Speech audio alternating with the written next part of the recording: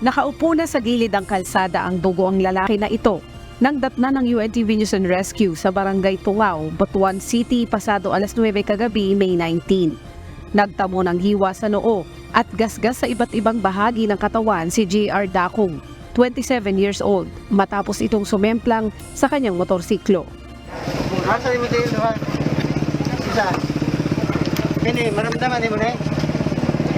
Maramdaman mo? Kini. Ikito mo tudlok eh. Kini isa. Kani maramdaman mo na. Kani. Why kwan dito eh. Sir, nga kuno sir na. Walang nakakita sa pangyayari, ngunit isang malakas na kalabog ang narinig ng isang residente na malapit sa lugar. Agad niyang pinuntahan ang pinanggalingan ng malakas na kalabog at nadatan nila ang sugatang motorcycle rider. Ingana na siya sir, naglingkod na. Naglingkod. Oo, nagdugo-dugo na. Wag yun ko pakita.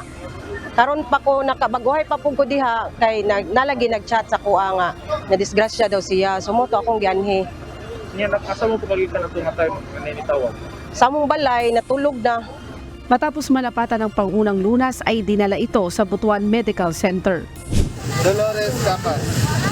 Tapat ng school. Okay lang, may lalabas ba? Nirespondihan din ng UNTV News and Rescue ang motorcycle crash accident sa kahabaan ng Barangay Dolores, Capas, Tarlac, alas 10:30 kagabi. Tatlo ang sugatan na kinilalang sina Prince Ginto, 17 years old, J.M. Madriaga, 14 years old, at si Jason Madriaga, 40 years old, na nagtamo ng multiple abrasions. Ayon sa kaanak, pumutok ang gulong sa likurang bahagi sa sinasakyan nilang motorsiklo na naging dahilan ng kanilang pagkakasemplang. Ako pauwi na po. Kasi na bumutok nga daw po yung basta nag-slide. Wala naman daw po kasalpukan o ano. Sila lang po talaga. Parang self-accident lang. Kasama rin ang Capas DRRMO na rumisponde sa lugar at nagbigay ng first aid sa mga sugatan. Matapos malapatan ng first aid ang tatlo, dinala ang mga ito sa ospital ng Capas. Leslie Widem, UNTV News and Rescue.